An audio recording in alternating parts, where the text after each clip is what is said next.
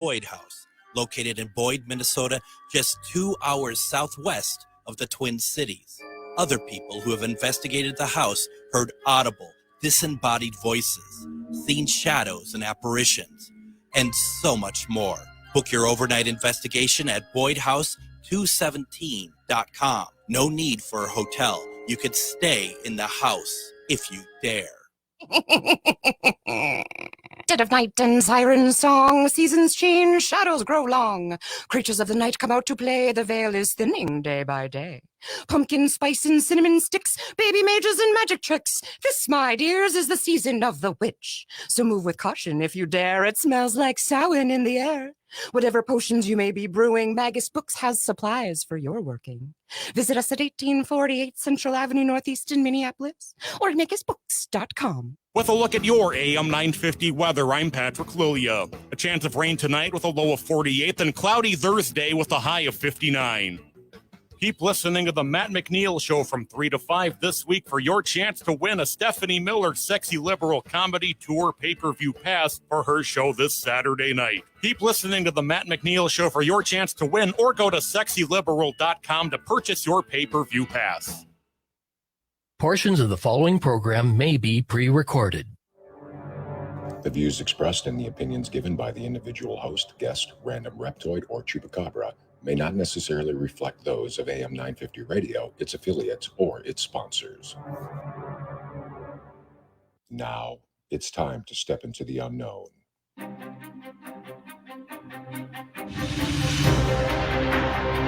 There are things people experience but never talk about. A shadow moving in the corner, flickering of the lights, a disembodied voice. We invite you to talk with us. Share your story, share your experience, because this isn't just your story. This is our story. This is Ghostbox Radio with Greg Bach.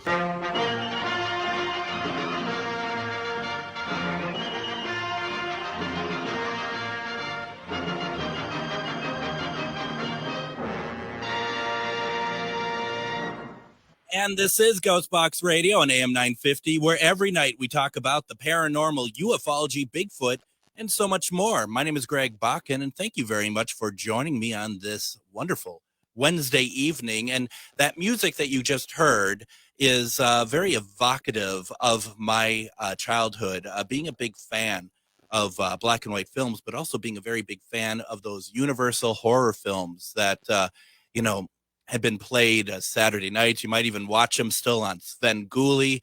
They're all over the place. And seeing that we are in the spooky season, as it were, at the moment, I really thought, I have this platform that I could talk about whatever I want, quite honestly. And one of the things I really wanted to do was talk about my favorite of the Universal horror films. That would be Frankenstein.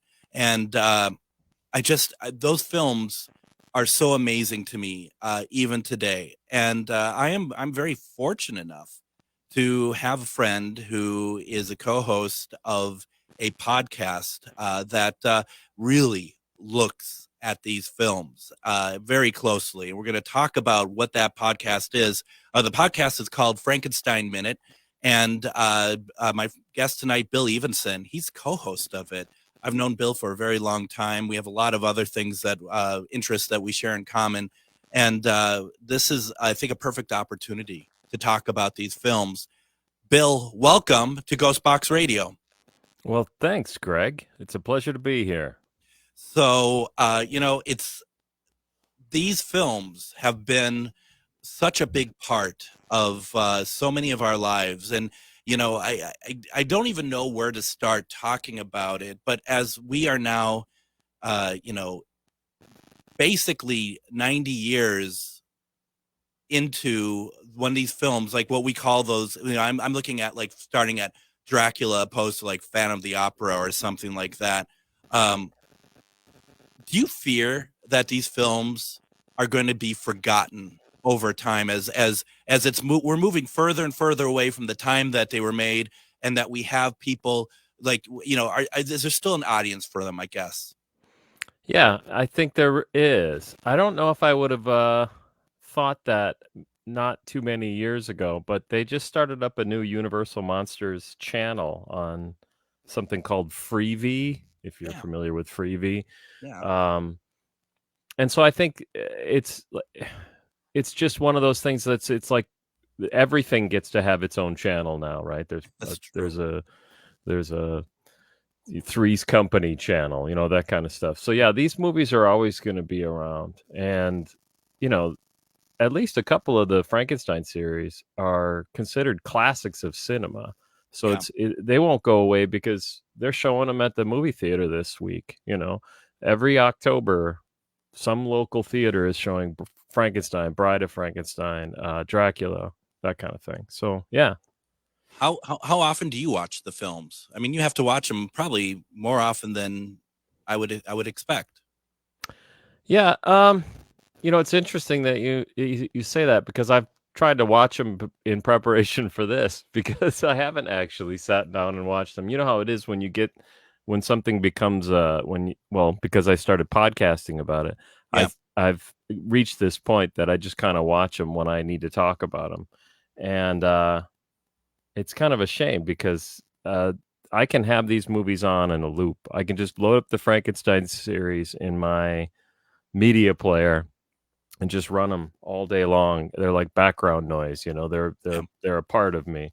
So I've seen them, I don't know, dozens of times. You could probably cite them, like you can do the dialogue along with the film, I'm sure. Yeah, that's true. That can get a little scary. Now, what film? I'm going to do a quote, okay? What Okay. film which of the Frankenstein films is this from? Okay. Oh, that's the first one. Yeah, you thought this was going whatever the first one's called. It's called Episode 1, The Phantom Frankenstein. That's probably called that now. Yeah, maybe they'll rename them in the future. Make special editions. We don't have to worry about James Whale coming back and That's wanting true. to change some stuff up. But so with these films, I mean, what I find very interesting is I think that especially when the first one came out. The first one came out 1931. Mm-hmm. Same year as Dracula, a few months later. Okay, thank you. Comes out in 1931. And here we are, 2023. I don't even know what year it is. Who cares, right? But how society has changed over time. Can you talk at all about how audience took to seeing the monster the first time in the film, if they're in 1931 and their reaction to something like this? Yeah. So that was it's an era of cinema called pre-code cinema, which I assume you're familiar with, but if people aren't, they films like Frankenstein were so frightening to audiences, were so horrible for people to witness that they had to come up with what they call a code for cinema, the Hays Code. So we wouldn't have to subject audiences to this amazing horror. And it's amusing to talk about it nowadays because you could see these movies on TV and they wouldn't cut anything, right? You could show this movie to a kid, but the kid probably would be scared. But audiences at the time, yeah, they were really frightened by it. I seem to recall hearing about, like, especially that the first time we see the monster backs into the cell and turns around. And I seem to recall hearing, because I wasn't there, Bill, but I seem to recall hearing that people, that there's even fainting. And I don't know if that's urban, myth, if that's just lore now, or if that's actually really something that happened back in the day. Yeah, I tend to think not. But yes, I mean, someone fainting in a movie could probably happen. But they were sort of famous for making up stories like that back in that day. So you got to kind of take it with a grain of salt, I think. Yeah. It's a good point because I mean, that's what it seemed like Carl Laemmle was very much kind of being a big mogul of a film studio, also a showman, and what they're really are trying to push these films out. And you have Frankenstein, you have Bride of Frankenstein. After that is Son of Frankenstein, isn't it? Mm-hmm. And then Ghost. Yep. Am I then what's after that? Is it just After that is Frankenstein meets the Wolfman, which is an important part of the series because that's the one where Frankenstein meets the Wolfman, which is is actually a pretty important moment in cinema history, right? You hadn't really had much in the way of that kind of thing where it becomes a shared cinematic universe, which is something nowadays that you sort of expect. You know, the right? Marvel Cinematic Universe and the TV series and Star Wars and everything. Everything's all got to be connected. And you can kind of draw a line back to that movie. And even speaking about the films in general, having a series of films, and I do want to get back to Frankenstein meets Werewolf. Frankenstein was in that Frankenstein meets Werewolf. Was it? Because I get them all confused. That's Glenn Strange that plays it in, or is it Bela? By then, right. It's That Bela one's in that. Bela. Yeah. Who it's interesting about Bela because back at the beginning, right? This is where you answer, Bill. Yes, right. This is a radio interview, Bill. At the beginning, he was Dracula. Is that the beginning you're He talking was also about? supposed to be Frankenstein's monster. Oh, that's true. That's a good point. Yeah, he had he felt that he was such a success as Dracula that he turned down the role of Frankenstein. Or I'm sorry, of Frankenstein's monster. I'm as a guy who talks about these movies as much as I do, you'd think I wouldn't make that mistake. But I mean that is kind of like the most simplest mistake of all to make about the Frankenstein franchise. Really is. Well, yeah. And you got me who doesn't really. You're gonna find I'm gonna hit the wrong buttons throughout the whole show. we're in good company. We call this amateur AM. So yeah. Okay. But even that story, with the passage of time, some people think that story is something that's just how Bela liked to tell it. But we do know that he did do a screen test for the monster, and he didn't play the monster until Frankenstein meets the Wolfman, which is a real not a high point in for the actors playing that role. Yeah. No offense to Bela, he's magnificent. His greatest performance is in one of these films. It's in Son of Frankenstein. It's hands down his best role as Igor. But as the monster, it doesn't really work. I mean, did you think that the Universal Studios? Do you think that they ran Bela through the machine? They really ran him through it, and it really was very detrimental to his career. Ultimately, I mean, it just seems like that. From an outsider point of view, it seemed like they kind of held him. And it just didn't really feel like that from a great start with Dracula, that they were kind of either in control or just not giving him a lot of great roles. So some of that, yeah, I do agree with that. Some of that is down to Bela himself, because he, right after Dracula and probably before to some extent, he was taking on any role that he could. So that's why when you can see these kind of crappy movies, that the only thing that really makes the movie worth watching is that Bela's in it, Yeah. So by the time you get to the late 30s, early 40s, he's just really happy to have a job, Truly.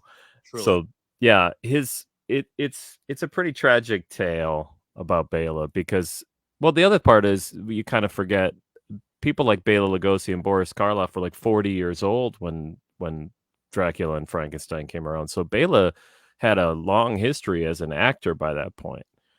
So, this is kind of the tail end of his career. Yeah, I mean, and that's it. And it's funny that you say, when we're talking about whether or not the story of whether or not Bela was offered the role to play the monster for Frankenstein first. I mean, you're right. I could see it like happening. They do the screen test, and maybe the studio decides he's not right for this role, but Bela is not going to be one to say it that way. He's not going to tell it that way. He wants to let everyone know that he is to let everyone know that I turned it down. This was my decision, not theirs. Yeah, he even went so far as to say that he told them to hire Boris Karloff, who was an unknown actor at that time. So it seems a little unlikely, but there's a lot of stories like that. The other story is that James Whale, the director, found Boris Karloff in the canteen at Universal, which also seems somewhat unlikely. It's just it's hard to kind of pick out at this late date, I guess, what's real and what isn't sometimes. It is, and I mean, in a sense, I mean, even though we want the answers and whatever, I mean, that's kind of the beauty of Hollywood, in a sense. Yeah. You know, it's like the story within the story that's wrapped outside of the film. Apparently, outside of here, you're considered a god. I mean, that's a line that James Whale cut from the film. That's true. Frankenstein, which is odd, you know, that he would bring that up. Yep.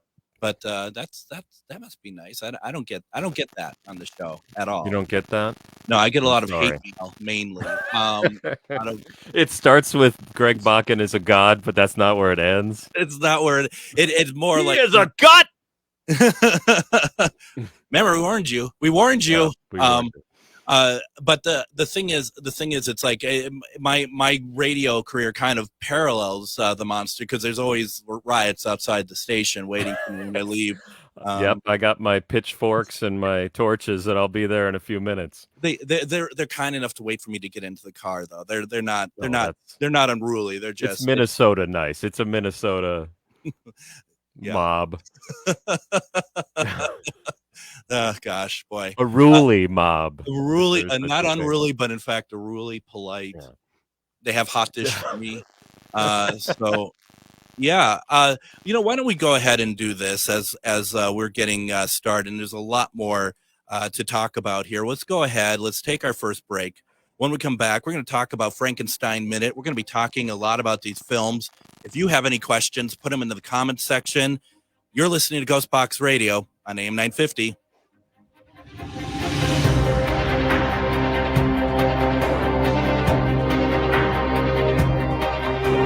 Reach your highest level of consciousness and well-being with metamorphosisconnections.com.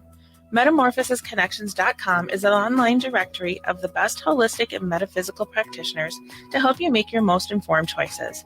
You can search metamorphosisconnections.com for classes, events, wellness and life coaches, plus metaphysical products and shops.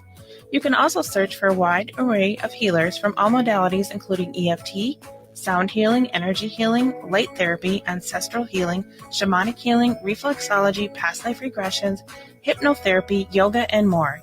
And if you're not sure where to start, the search feature on metamorphosisconnections.com is tailored to help both those who know what they are looking for and those who are just starting. Come explore the possibilities for your higher self by visiting metamorphosisconnections.com. Their experienced practitioners can guide both beginners and those that are already on their spiritual journey. That's metamorphosisconnection.com, your link to direct you on your spiritual transformation. Hello, I'm Jody, also known as Witch Jody on social media. I opened Midwest Witchery and Healing in historic Stillwater because as a nurse, I love to help others. When you come and visit Midwest Witchery and Healing, you will find everything from divination and magical services, classes to ritual tools, jewelries, handcrafted candles, witchy gear, and much more. My store is a safe environment for all on their own unique path. Look for the purple door. Find out more at MidwestWitcheryHealing.com. Hey, it's Patrick for Zero Res. Is your home ready for the holidays? Be honest, how does your carpet look and smell right now? Okay, maybe you have a carpet disaster on your hands, but that's why you should call my cleaning heroes at Zero Res.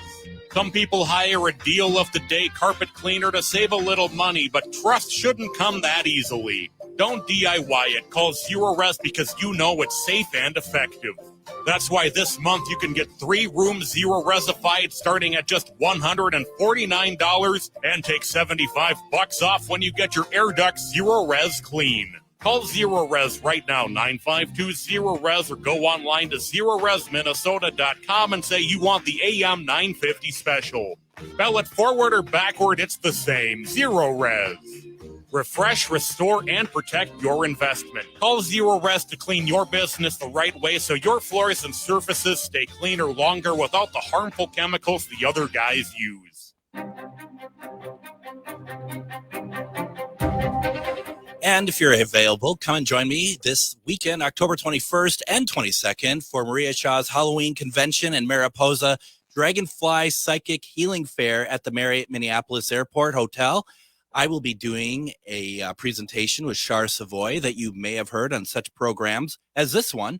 And we are going to be talking about Halloween. We're going to be talking about some of the cool haunted places in Minnesota, and also going to be playing some spirit responses from there as well. It's going to be a lot of fun. So definitely, if you're able to come out this weekend, check it out. You can buy tickets at the door. It's $10 to get in.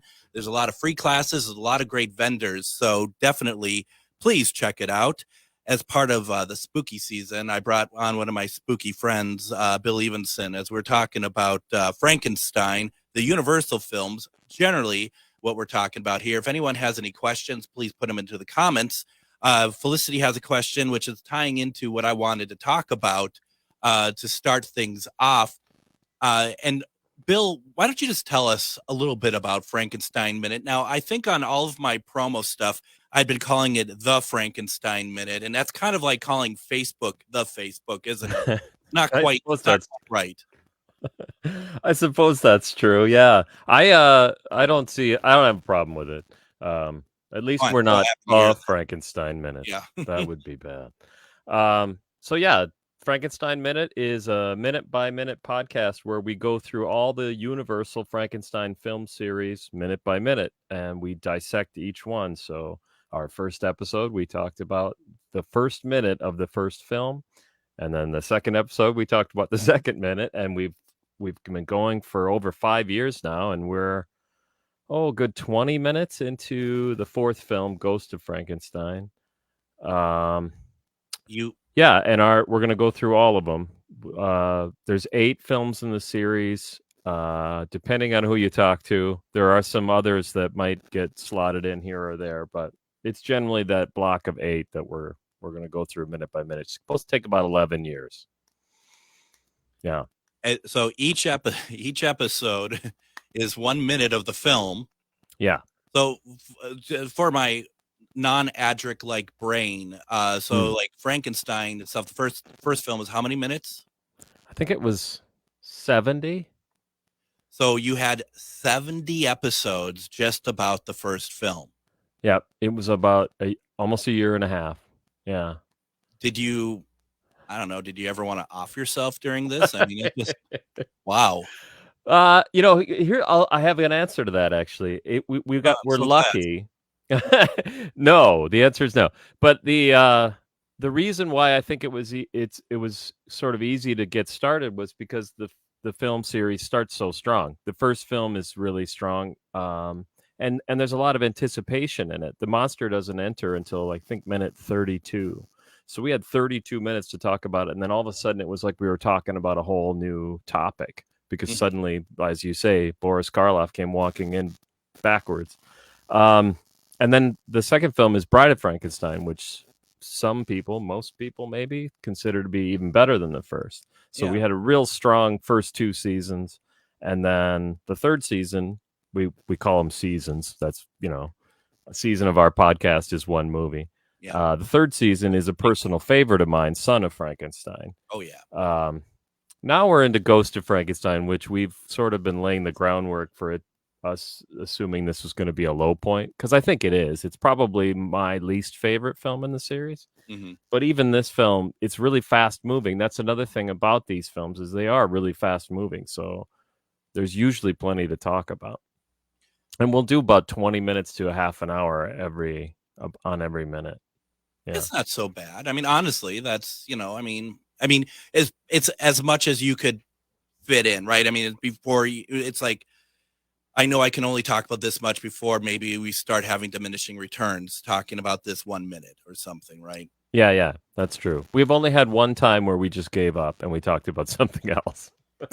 I mean, that's not bad considering. I mean, it's a very it's a lofty goal. Not a lofty goal. It's a weighty goal. It's I commend you. That's a very that's a lot.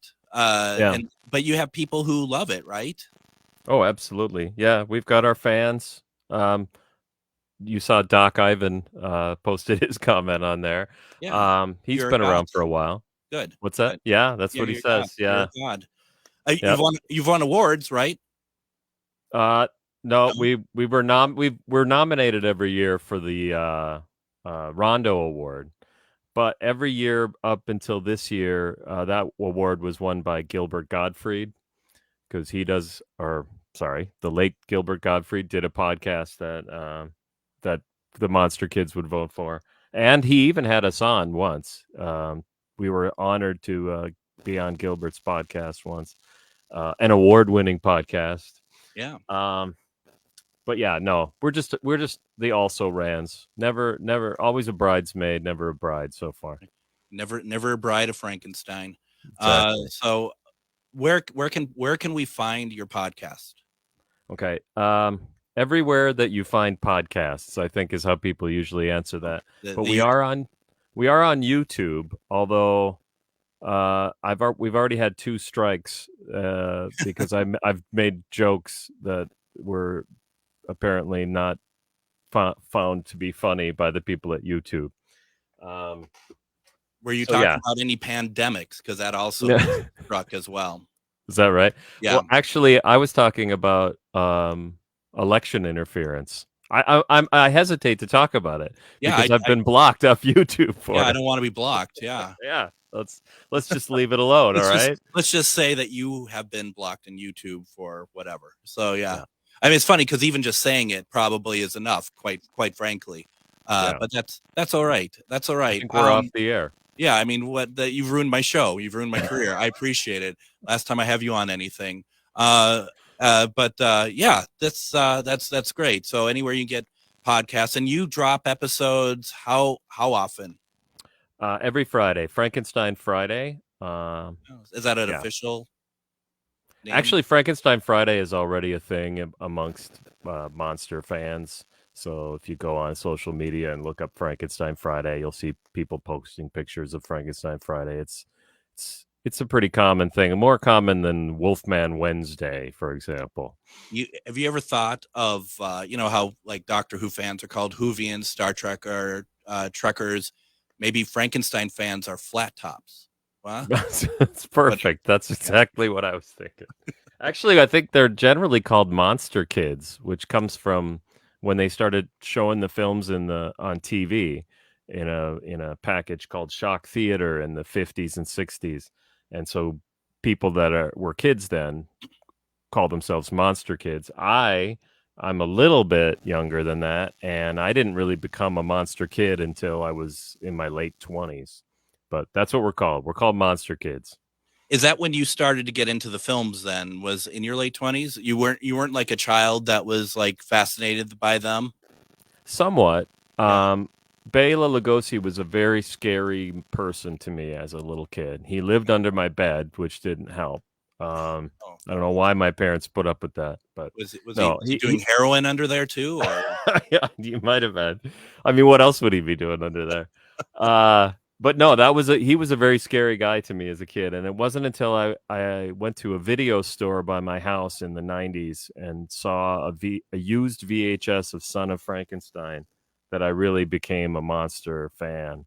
All of those words won't mean anything to anybody nowadays. Video store, VHS, this is all very old stuff.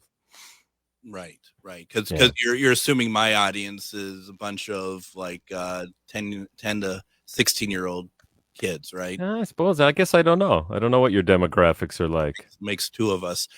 Felicity, your PR person, Felicity says, don't forget to mention your Facebook group page because clearly you don't know how to promote yourself. That's right. We've even gotten so far as that we now have a Facebook group page. It's called the Frankenstein Minute Village. And you can go there, and we post our, a graphic and a link to our episodes every Friday. And then I usually just post stuff, news stories, whatever. And anybody can post any kind of thing about the latest Frankenstein news or really any Universal monster news. There's always something going on. Very cool. Very cool. Is this a new page? I don't remember the page. No, actually, I think I started it before we even started the podcast. I never even knew about that. No. Oh, yeah. Oh, interesting. Are you on any other podcasts, Bill? Right now, all Do we have an announcement or? No, there's no announcement. It's just I mean, it's not. I think talking about us doing more of our podcast I don't think deserves the moniker of announcement. That gives it a too grand of a.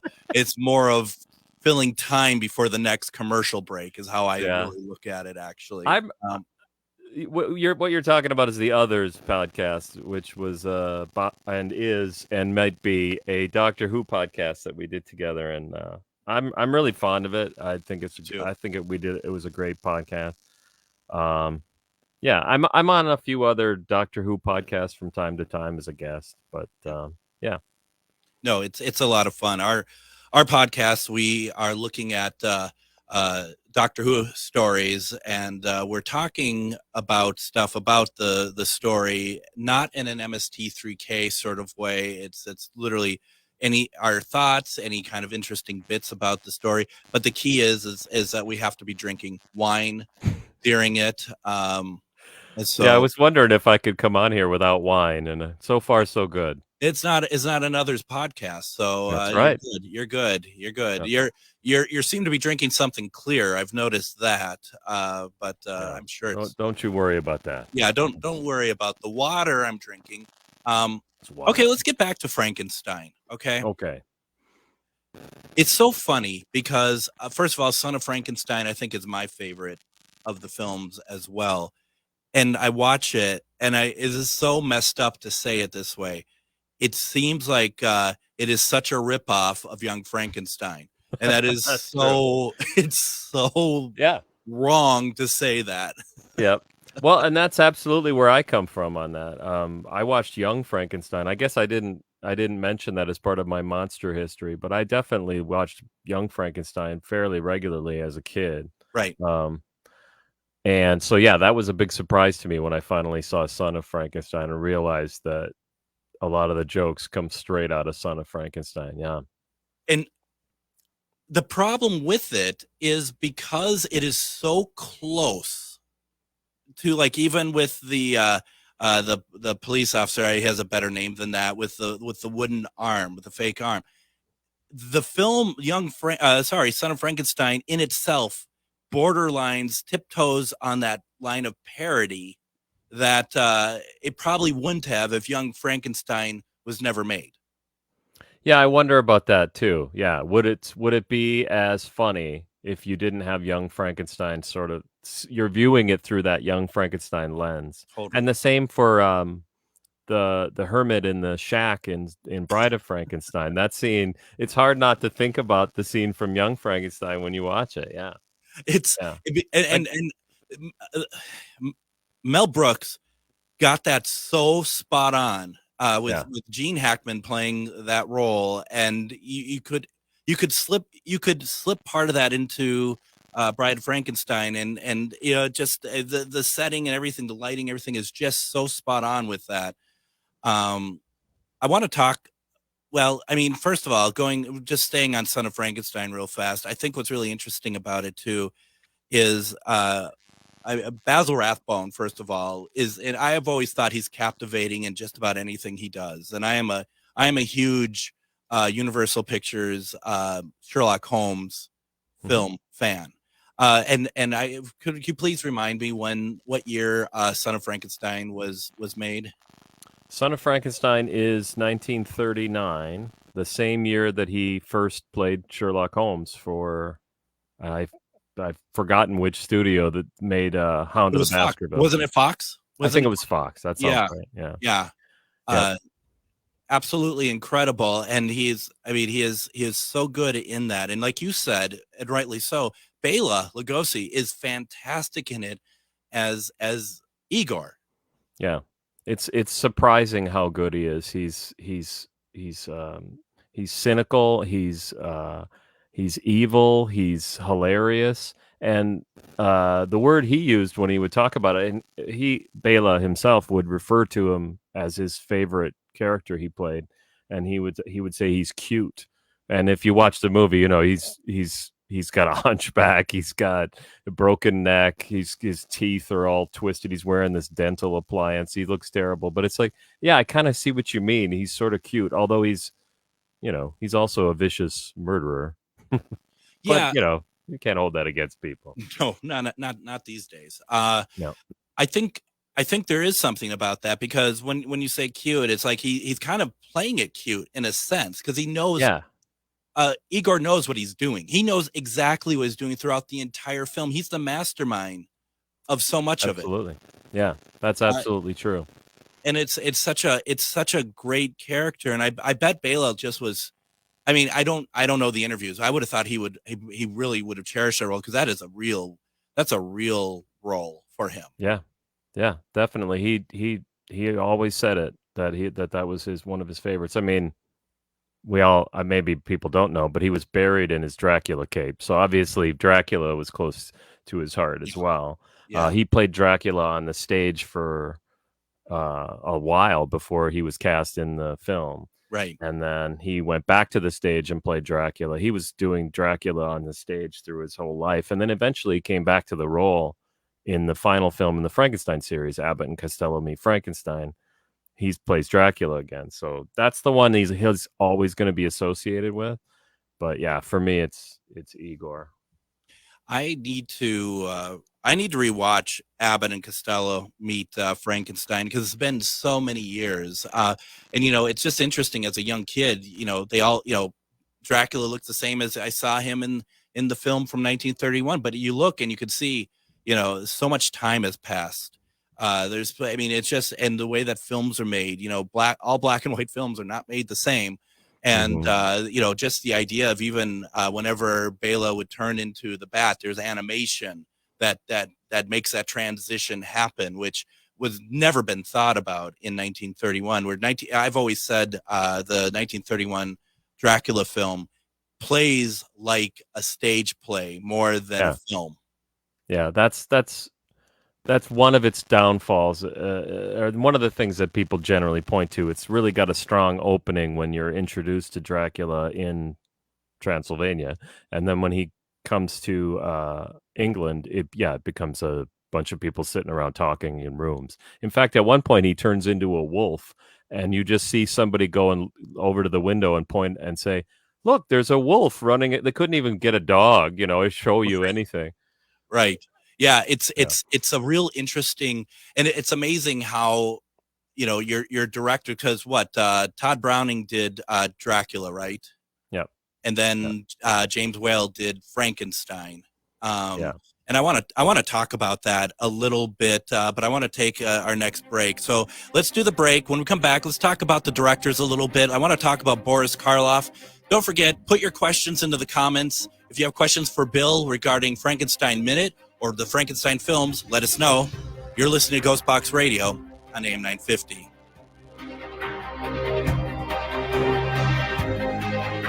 Hello, I'm Jody, also known as Witch Jody on social media. I opened Midwest Witchery and Healing in historic Stillwater because as a nurse, I love to help others. When you come and visit Midwest Witchery and Healing, you will find everything from divination and magical services, classes to ritual tools, jewelries, handcrafted candles, witchy gear, and much more. My store is a safe environment for all on their own unique path. Look for the purple door. Find out more at MidwestWitcheryHealing.com. If you own a holistic or metaphysical business and are looking to expand, then you need to be listed on MetamorphosisConnections.com. It's a network where you can grow with like-minded practitioners and reach new clients. MetamorphosisConnections.com is an online directory you need to list yourself and your business. Our platform makes it easy for you to create listings of your products and services, and you can also choose to list your classes, events, and so much more. MetamorphosisConnections.com helps you create weekly and monthly promotional ads targeted towards your potential clients and promotes them for you via social media and newsletter. There are clients searching for your specialty right now. Let us help them find you.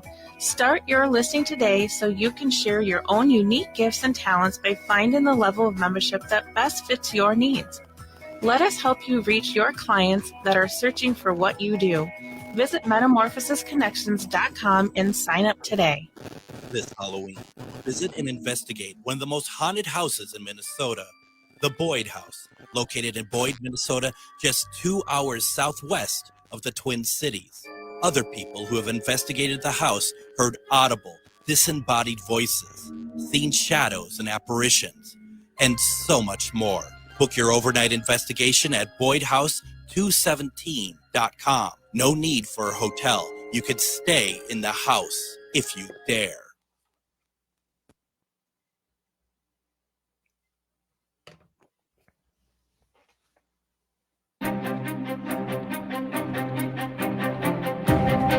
And join me tomorrow on Ghostbox Radio with Greg Bakken. We're going to have on author, paranormal investigator, and medium Rob Guttrow. We're going to be talking about pets in the afterlife, which is going to be a very interesting conversation. If you ever wondered what happened to Fluffy after he passed away, we can definitely talk with Rob and get the idea. Also, don't forget to share your stories. Has a pet come back to you after they passed? Have you been able... one of the things that I always hear about is when you have, you're laying in bed and you can feel an animal jumping on bed or whatever else. It's really interesting. So we're going to be talking to Rob about that tomorrow. On Friday is Casual Friday. We're going to be taking a look at that footage that was taken last week, or at least released last week, from a train in Colorado that people are saying looks like Bigfoot. Come on. I don't know. That's a tough one to definitely believe, but we'll take a look at it. We'll get some opinions and we'll see what everyone thinks about that. We're talking about other monsters tonight. We're talking about Frankenstein's monster. We're talking about the Universal Frankenstein series. It's really very interesting, Bill. Bill Evenson is our guest tonight. He is the co-host to Frankenstein Minute. You said that episodes come out every 2 weeks. Did I hear that right? No, every week, every Friday. That's right, because you have one. I mean, if these movies are like 70 minutes, yeah, you do have to. Son of Frankenstein is over 99 minutes, so we did 101 episodes actually. So how far in advance do you record these? Do you record multiple ones a day, or? Yeah, we'll usually do blocks of 5. That seems to be the most that we can do at one time in one sitting. Yeah, no, that's reasonable. So definitely go to where you get your podcasts, subscribe to it, start from the beginning, right? I mean, there's a ton of content. So start from the beginning and work your way through. And I guarantee by the time you're done, you're going to be a Frankenstein, Universal Frankenstein expert.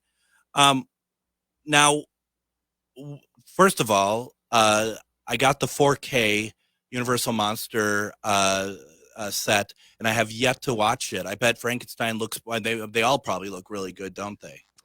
Yeah, I think they really do look good in 4K. Some look better than others. There's only so much you can do, but yeah, the 4K upgrade I think is worth it in this case. Yeah. Well, and it wasn't until and correct me if I'm wrong. When I'll just ask you because you'll know. When was that? Colin Clive? What's his name? Colin Clive. Yeah. Is that his name, or is you're just now making fun? No, Colin Clive is. Okay. I'm trying to remember the actor. He plays a guy named Frankenstein. Yeah, I've heard of him. And as the expert, I'd hope that you would help me instead of mock me. That would have been a real great friendship opportunity. Be like, oh, Colin Clive, yes, the gentleman who played Frank. No, instead you just laugh at me. Yeah, and that's fair, actually. That line that was cut from the original film about puts me up, with the gods or whatever. When was that reinstated into the film? Oh boy, that's a good question because I think it was in the 80s. Oh, that long ago. I guess I yeah, thought but there is a VHS release before the DVD release that had it reinstated. Yeah. Okay. Yeah. Well, that what so as Doctor Who fans, we might remember that scene is in an episode of Doctor Who, the TV movie. That's right. That came out in 1996. But yeah, it had already been reinstated by them. But then you know how these things work. Maybe the ones they're showing on television still had it cut out. And the line is, if I could say it now without getting cut, I don't know. Because Henry's freaking out. He's yelling, "It's alive," and all that stuff. And somebody says, Henry, in the name of God. And he says, in the name of God, now I know what it feels like to be God. But Right. yeah, they just kind of cut it. Very controversial for back in the day. That's true. Well, yeah, and they'd cut another bit, which was he's playing with little Maria. They're throwing their flowers in the pond, and then they run out of flowers, and she says, "What? Oh, I guess we're all out of flowers." So he picks her up and throws her in the pond innocently, without malice or anything. And it was deemed to be too controversial, so they cut out him throwing her in the pond, but only showed him coming towards her, which is actually more menacing. So then when you see her later and you just see her corpse as her father's carrying her through the town, she's covered in mud, but it's black and white, so for all you know, she's covered in blood. You don't even know what happened to her. That's really yeah, that's it's really interesting. And Boris Karloff himself, I mean, he's an actor. That's what he came from the UK for, is to be an actor in the US, and he's this monster. But he really wanted to play it in a way that gave this creature a lot of emotion, a lot of pathos. And once James Whale only did the first two films, right? Right. I mean, was that pretty much? You think if James Whale would have continued to do films, which is impossible, really, do you think that Boris Karloff might have stayed? I mean, because I think that they were on the same page, weren't they, of what the purpose of the Frankenstein monster was? See, again, that's a really good question, because the other side of that is, you hear a lot of stories about the mistreatment of Boris Karloff on the first film. The way that the stories are generally told is that Whale was in some way jealous of the attention that Karloff was getting, which I don't know if I really quite understand that. But the treatment that he went through on that film, having to wear these boots and carrying Colin Clive around and up the stairs and different things, it was that kind of treatment that actually led to Boris Karloff being one of the founders of the Screen Actors Guild. And I think it's the second round of people that joined the Screen Actors Guild has Bela Lugosi as well. So they were both really early adopters of that. So I do think that, because I do agree with you that he probably would have been a boon to the series to have Whale come back and work with Karloff again, because they worked again in Bride of Frankenstein, and that's considered by many to be the highlight of the whole kit and caboodle. And I mean, it was Boris Karloff was great in Son of Frankenstein, but this character, which we all felt we could understand, we felt sorry for, suddenly his starts becoming just a monster being manipulated by everybody else. Yep. Yeah, that's his role in Son. He's got a couple of moments that are pretty great. There's the scene in where he looks at himself in the mirror, and when he's with Basil Rathbone, and then there's the scene, of course, when Igor is killed, and there's he's really got it. He's really got that role. It's really he maybe it's obvious, but he nails it. Whereas then as the series goes on, it's kind of funny. And I do a podcast called Frankenstein Minute, where we do the Universal Frankenstein film series. Never heard of it. It becomes less and less Frankenstein. Right. Frankenstein Meets the Wolfman is a great Wolfman movie. I sometimes joke that our podcast is going to become a Wolfman podcast, because the Wolfman becomes a little bit more prominent as the series goes on, and the monster can be a little bit of an afterthought. Yeah. Well, and I mean, all I can remember, and like I said, it's been a long time since I saw Abbott and Costello meets Frankenstein. But all I can remember about when I think about the monster, is him walking around with his hands out straight. Very stereotypical of what you think. Like Herman Munster would do that at the opening credits of the Munsters as more Right. of like a joke. I mean, that was Glenn Strange at that point, right? Yeah. Okay. Yep. Yeah, he when they made Abbott and Costello Meet Frankenstein, they not only brought back Bela Lugosi to play Dracula again, they brought back Lon Chaney Jr. to play the Wolfman. He's the only one that ever played the Wolfman in the Universal series. So that was his fourth film at that point as the Wolfman. And they brought back Glenn Strange, who had done the previous two films as well, House of Frankenstein and House of Dracula. Both of those films have Dracula, the Wolfman, and Frankenstein in them. There's something about that trio that they made 3 films together. But like the Mummy never shows up, but there's something about that trio that I think it's amazing that they brought them back to make that Abbott and Costello film. It's like a treasure that we have, and I don't know if they even really realized what an impact it was going to have. To this day, they show. I think they might show it every year on Svengoolie. It's been on so much. And it almost feels like, whether intended or not, it's a goodbye. Oh yeah, that's a good point. Yeah, that's true. It's got an actual ending. Yeah. Well, and it's definitely a goodbye to Bela. Yeah. Although to an era. He would continue working for a few more years with people like Ed Wood, but right, exactly. and it was like truly an end of an era. And even that, I mean, you Abbott and Costello themselves, they're not on borrowed time, but that's coming to an end. That's another. Yep. Well, I mean, that's probably another 6-7 years, but nothing is lasting forever. I do want to challenge you. Am I wrong here? I don't think Lon Chaney Jr. played the werewolf in the first film. In The Werewolf of London, if you mean the movie Werewolf of London, he doesn't play him there. That's Henry Hull, but that's not the Wolfman. So I consider him a different character. Yeah, the Wolfman is. No, you that considers it, or is that like amongst? No, it's a different character. He's got a different name. I see what you're saying, because he actually is playing the same character, not just somebody being afflicted and becoming a Wolfman. Yeah, he's playing. He's playing. Was it Talbot? Larry Talbot. Yeah, Lawrence Talbot. Yeah. Yep. All right, I'm with you. I'm just trying to screw you up. That's all. I'm not getting there. You almost got me. Almost got you there. I like Werewolf of London, though. That's a great movie. It's a lot of fun. Yeah. A lot of those early ones. I like another one I also really like. I like The Invisible Man.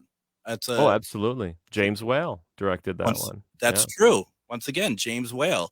And now, is Universal trying to relaunch these characters at all? What day is it? True, right? Seems like they do, and then they don't. The last one that they really announced was that Dark Universe. I don't know if people remember this, but they announced that there was going to be a universe for these films, these monsters to come back. And there's even a famous photo that they put out that has like Johnny Depp and Tom Cruise and Russell Crowe and a couple other people in it. So they made one film, The Mummy, with Tom Cruise, and people just hated it. So they kind of scrapped that. But what they've done instead is periodically put out like single films. There was an Invisible Man that came out a few years back that I think was a Blumhouse film, or is it pronounced Blumhouse? That had a great reception, and I think that's one of the ways. I still think they can make the monster universe work, but what they keep trying, when they do try to do it with the Mummy, like we talked about, and then Van Helsing was another one, is they make them these big action films, and I don't think it translates the way they're trying to do it.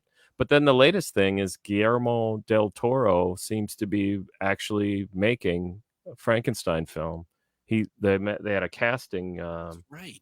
They casted Christoph Waltz to be in it, so it's like, okay, this is going to be a real thing, and that could be a In my opinion, it could be a franchise, but I might be biased. Well, and I think you bring up a really good point. We just have about a minute left, and you bring up a really good point because monster films, like if you look at where the stories come from, they're not. They're meant to scare, they're meant to frighten, but they also are meant for you to think. There's lessons to be learned about these monsters and why they are what they are, and we as humanity can learn from them.